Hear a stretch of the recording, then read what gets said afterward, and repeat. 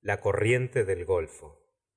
Ninguno de nosotros podrá olvidar jamás aquella terrible escena del 20 de abril. La he escrito bajo la impresión de una conmoción profunda. Después he visto la relación y se la he leído a Consejo y al canadiense, a quienes ha parecido exacta en cuanto a los hechos, pero insuficiente en cuanto al efecto. Para describir se necesita la pluma del más ilustre de nuestros poetas, el autor de Los trabajadores del mar. He dicho que el capitán Nemo lloraba contemplando las olas. Su dolor fué inmenso.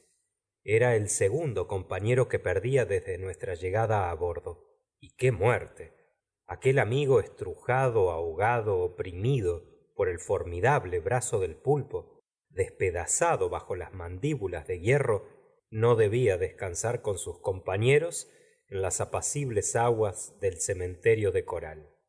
En cuanto a mí, en medio de aquella lucha, lo que me había partido el corazón era el grito de desesperación exhalado por el desgraciado francés que, olvidando su idioma convencional, había recurrido a la lengua de su patria y de su madre para pedir la salvación suprema.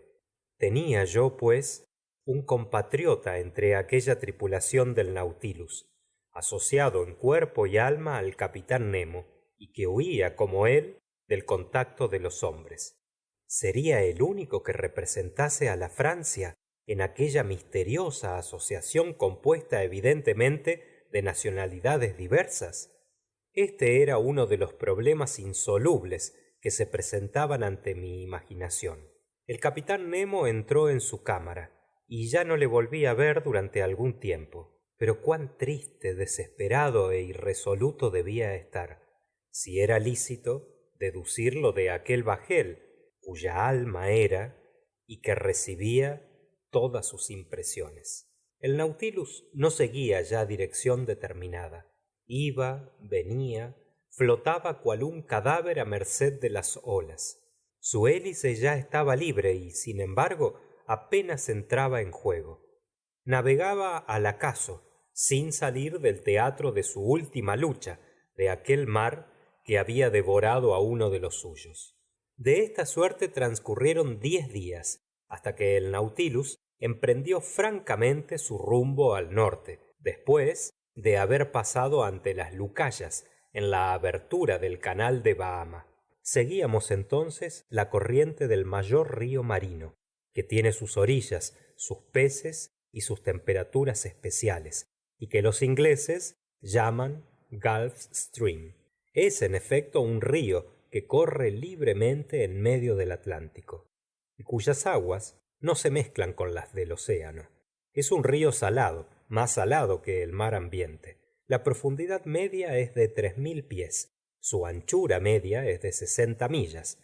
En ciertos parajes su corriente marcha con la velocidad de 4 kilómetros por hora. El invariable volumen de sus aguas es más considerable que el de todos los ríos del globo juntos. El verdadero origen del Gulf Stream, o corriente del Golfo, reconocido por el comandante Maury, esto es, su punto de partida, está en el Golfo de Gascuña.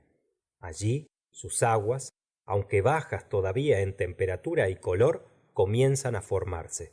Desciende al sur, costea el África senatorial, caldea sus aguas bajo los rayos de la zona tórrida, atraviesa el Atlántico, alcanza el Cabo de San Roque en la costa brasileña y se bifurca en 2 brazos, uno de los cuales va a saturar con sus calientes moléculas el mar de las Antillas.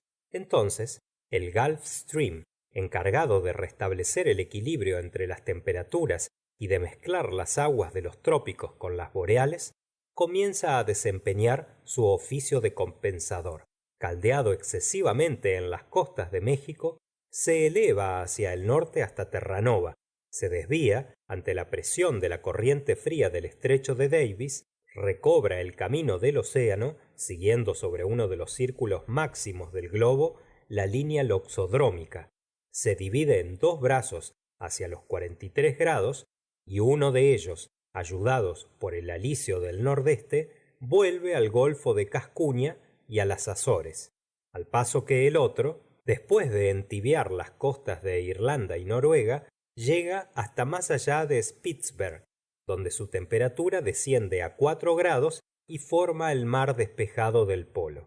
El Nautilus navegaba entonces en ese río del océano. A la salida del canal de Bahama, la corriente, que tiene allí 14 leguas de ancho por 350 metros de profundidad, marcha a razón de 8 kilómetros por hora. Esta rapidez decrece regularmente a medida que avanza hacia el norte, y es de desear que esta regularidad persista, porque si, como algunos creen observarlo, su velocidad y su dirección se modificasen, los climas europeos estarían sometidos a perturbaciones cuyas consecuencias no se pueden calcular.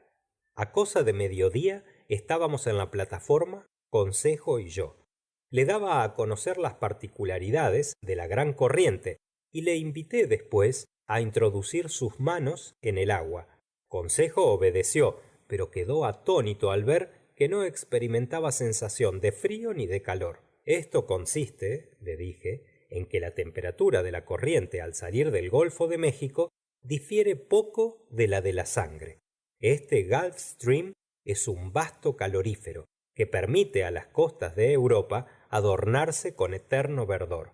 Y si hemos de creer a Maury, el calor de la corriente podría dar bastante calórico para mantener derretido un río de hielo tan grande como el Amazonas o el Missouri. En aquel momento, la velocidad de la corriente era de 2,25 metros por segundo, y se distinguía perfectamente porque sus aguas comprimidas sobresalían de las del océano, estableciéndose cierto desnivel. Sombrías, además, y muy ricas en materias salinas, se destacan por su color azul puro sobre las olas verdes que las rodean. Tan bien marcada está la línea de separación que el Nautilus, a la altura de las Carolinas, cortó con su espolón las aguas de la corriente, mientras que su hélice batía aún las del océano.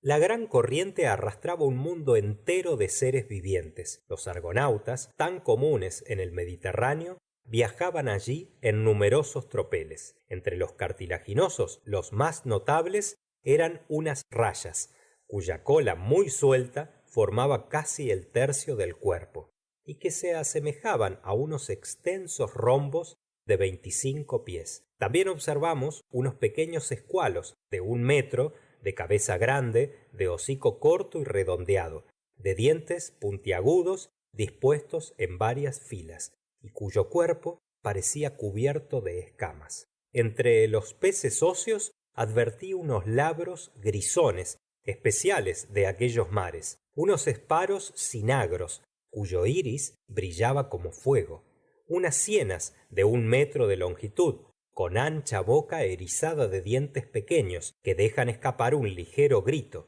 unos centronotos negros de que ya he hablado, unos corífenos azules bordados de oro y plata, unos papagayos, verdaderos arcoíris del océano que pueden rivalizar en color con las aves más bellas del trópico, unos blemios de cabeza triangular, unos rombos azulados desprovistos de escamas, unos batracoides cubiertos de una faja amarilla y transversal semejante a una T griega, un enjambre de pequeños gubios moteados con manchas pardas, unos dipterodontos de cabeza plateada, diversos ejemplares de salmones y mugilomoros de cuerpo esbelto, que la Ceped ha consagrado a la amable compañera de su vida, y por último un bonito pez llamado el caballero americano que, condecorado con todas las órdenes y emperejilado con todas las cintas, frecuenta las playas de aquella gran nación donde las cintas y las órdenes son tenidas en tan poca estima. Añadiré que durante la noche las aguas fosforescentes de la gran corriente del Golfo rivalizaban el brillo eléctrico de nuestro fanal, especialmente en los tiempos borrascosos que frecuentemente nos amenazaban. El 8 de mayo estábamos todavía frente al cabo de Hatteras, a la altura de la Carolina del Norte. La anchura de Gulf Stream es allí de 75 millas y su profundidad de 210 metros. El Nautilus seguía caminando a la aventura. Toda vigilancia había cesado al parecer a bordo. Convengo que en estas condiciones podía intentar con buen éxito una evasión.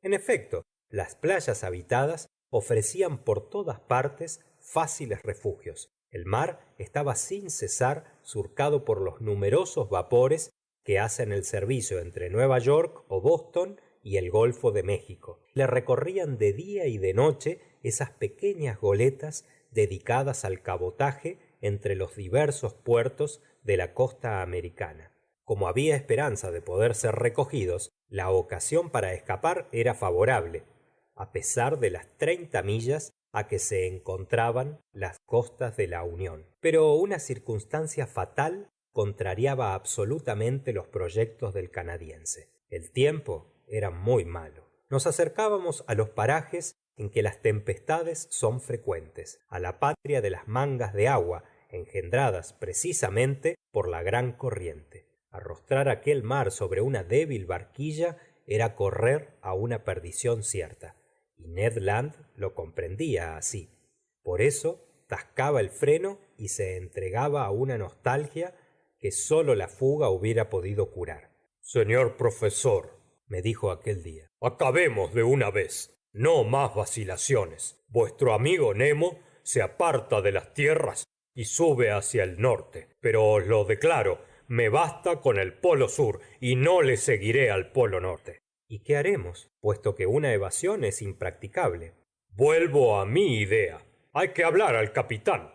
Nada habéis dicho cuando estábamos en los mares de vuestro país. Quiero hablar ahora que estamos en los míos. Cuando discurro que dentro de algunos días el Nautilus se hallará a la altura de la Nueva Escocia y que allí, cerca de Terranova, se abre una extensa bahía, que en esta bahía desagua el San Lorenzo y que el San Lorenzo es mi río, el río de Quebec, mi ciudad natal, cuando pienso en esto, el furor me exalta y los pelos se me erizan.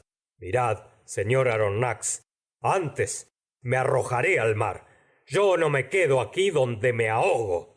El canadiense había apurado evidentemente su paciencia. Su naturaleza vigorosa no podía acomodarse con aquel encarcelamiento prolongado. Su rostro se alteraba de día en día. Su carácter se tornaba más sombrío. Yo conocía que debía sufrir porque yo también comenzaba a ser presa de la nostalgia. Habían transcurrido cerca de 7 meses sin que tuviésemos noticias de tierra. Además, el aislamiento del capitán Nemo, su humor modificado, sobre todo desde el combate de los pulpos, su taciturnidad, todo me hacía ver las cosas bajo un aspecto diferente.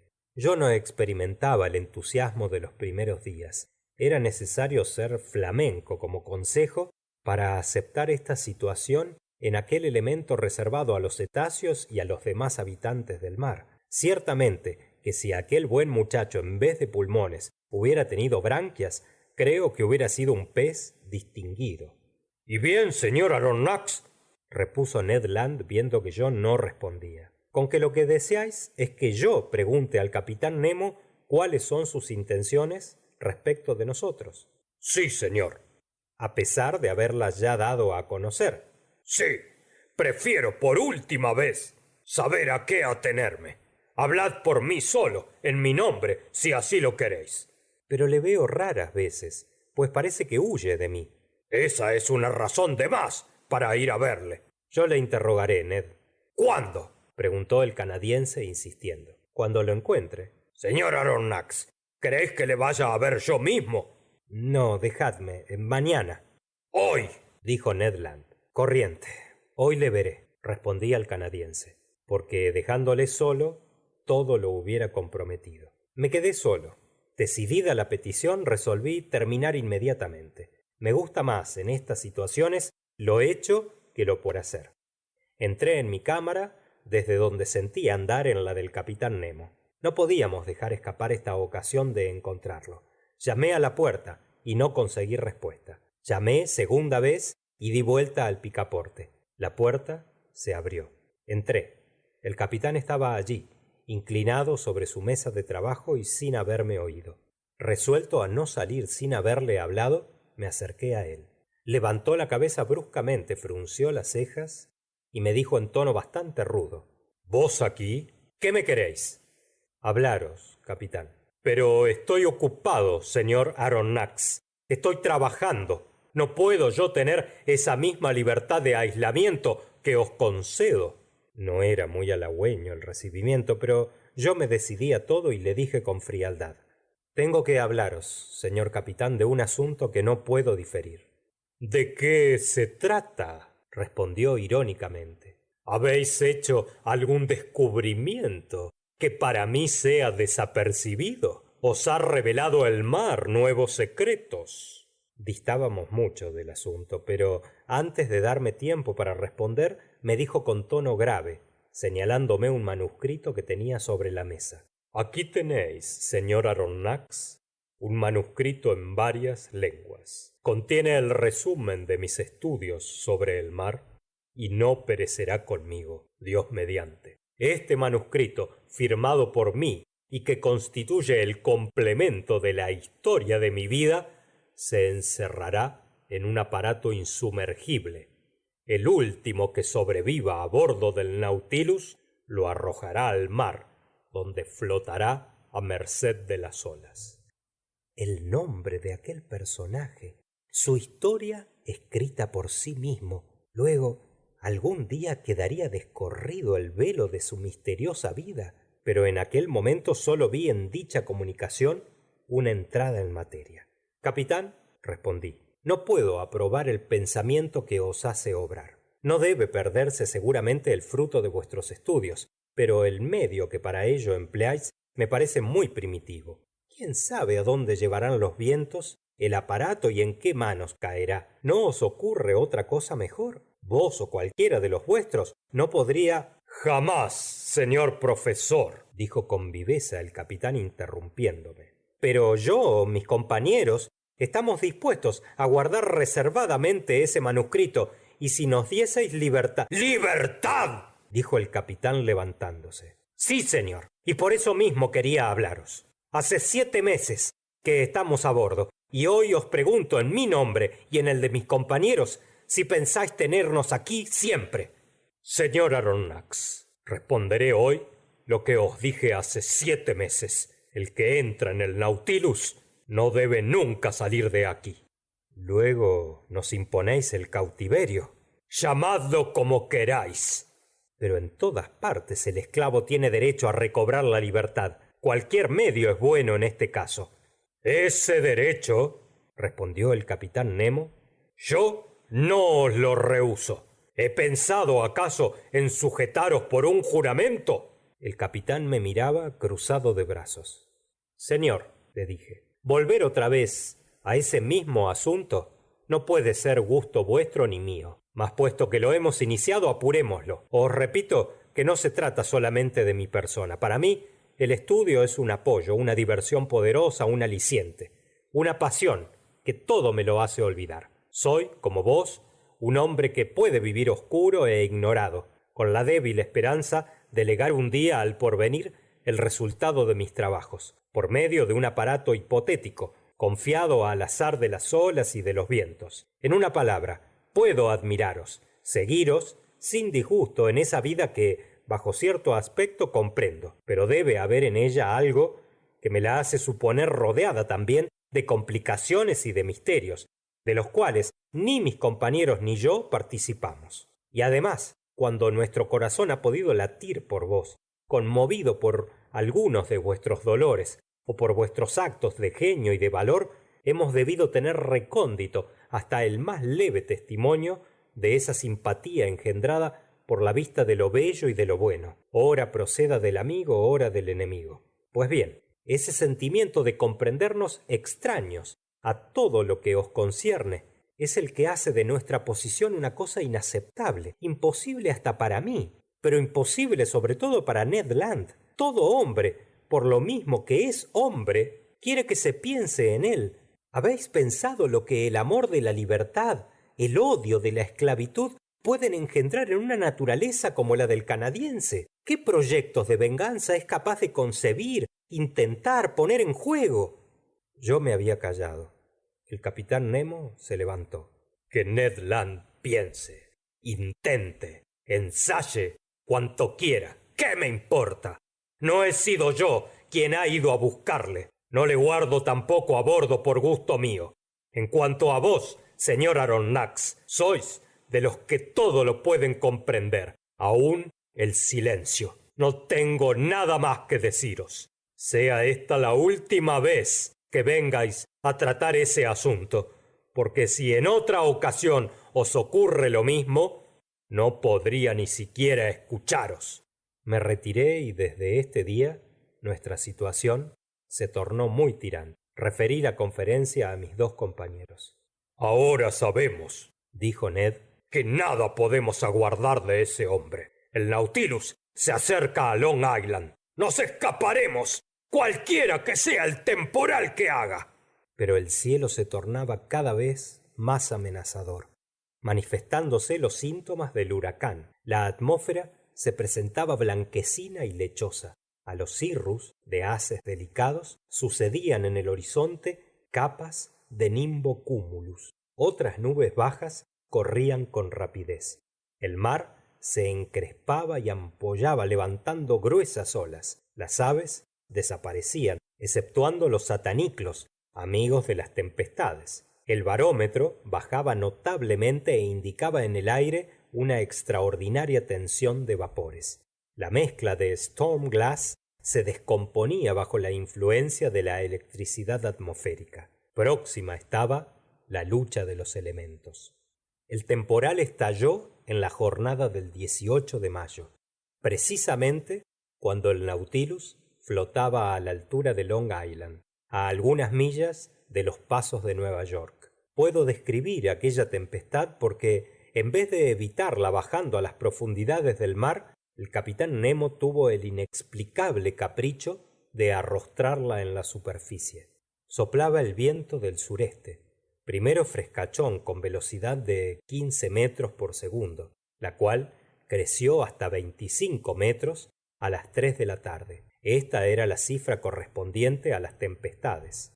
El capitán Nemo, sereno ante la borrasca, se había colocado sobre la plataforma, amarrándose a medio cuerpo para resistir las monstruosas olas que se estrellaban sobre nuestra embarcación. Yo también me había hecho atar, para dividir mi admiración entre aquella tempestad y aquel hombre incomparable que la arrostraba. El proceloso mar era barrido por largas hileras de nubes que se empapaban en sus aguas. Yo no advertía ya ninguna de esas pequeñas olas intermedias que se forman en el fondo de las grandes depresiones. Nada más que largas ondulaciones fuliginosas, tan compactas que no abatían su cresta. La altura de este oleaje iba creciendo, excitándose las aguas unas contra otras. Ora caído el Nautilus de costado, ora cubierto cual un mástil, rodaba y se balanceaba espantosamente. A cosa de las 5 cayeron torrentes de lluvia, sin que el viento ni el mar cedieran. El huracán se desencadenó con velocidad de 45 metros por segundo, esto es, cerca de 40 leguas por hora. En estas condiciones es cuando derriba casas, lanza tejas que se hincan en las puertas, rompe verjas de hierro y mueve cañones de 24. Y sin embargo, el Nautilus, en medio de la tormenta, justificaba esta palabra de un entendido ingeniero: no hay casco de buque bien construido que no pueda desafiar al mar. No era una peña resistente la que tenían que atacar las olas, sino un uso de acero obediente y movedizo, sin aparejos, sin mástiles, y que podía afrontar impunemente la furia del temporal. Entretanto yo contemplaba aquellas desencadenadas olas. Medían hasta 15 metros de altura por una longitud de 150 a 170, y su velocidad de propagación, mitad de la del viento, era de 15 metros por segundo. Su volumen y su potencia se acrecentaban con la profundidad de las aguas. Comprendí entonces el oficio de aquellas olas que encierran el aire y lo repelen al fondo de los mares, donde llevan la vida con el oxígeno. Su extraordinaria fuerza de presión, calculada ya, puede elevarse hasta 3000 kilogramos por pie cuadrado de la superficie contra la cual chocan. Hay olas que en las Hébridas han movido de sitio una peña de 84.000 libras. Ellas son las que en la tempestad del 23 de diciembre de 1864, después de haber arruinado la ciudad de Yedo, en el Japón, andando 700 kilómetros por hora, fueron a estrellarse el mismo día en las playas americanas. La intensidad del temporal creció con la noche. El barómetro, como en 1860, en la isla de la Reunión, durante una fuerte borrasca, descendió a 710 milímetros. A la caída del día vi una nave que luchaba penosamente en el horizonte. Capeaba a pequeño vapor para mantenerse firme ante las olas. Debía ser uno de los vapores de las líneas de Nueva York a Liverpool o al Havre. Pronto desapareció entre las sombras. A las 10 de la noche el cielo era todo fuego. La atmósfera era surcada por violentos relámpagos, cuyo brillo no podía yo aguantar, mientras que el capitán Nemo los miraba cara a cara, pareciendo aspirar el alma de la tempestad. Llenaba el espacio con estruendo terrible, complejo, formado con el estrépito de las quebradas olas, los mugidos del viento y los estallidos del trueno. El viento saltaba a todos los puntos del horizonte y la borrasca, partiendo del este, daba la vuelta entera, pasando por el norte, oeste y sur, en sentido inverso de las tempestades giratorias del hemisferio austral. Ah, bien justificaba el Gulf Stream su nombre de rey de las tempestades. Aquella corriente es la que engendra las borrascas formidables, debidas a la diferencia de temperatura de las capas de aire sobrepuestas a las corrientes. A la lluvia había sucedido un chaparrón de fuego. Las gotas de agua se cambiaban en penachos fulminantes. Parecía que el capitán Nemo, deseando una muerte digna de él, quería hacerse matar por el rayo. En un espantoso movimiento de balanceo, el Nautilus levantó al aire su espolón de acero como la punta de un pararrayos, y de él brotaron numerosas chispas.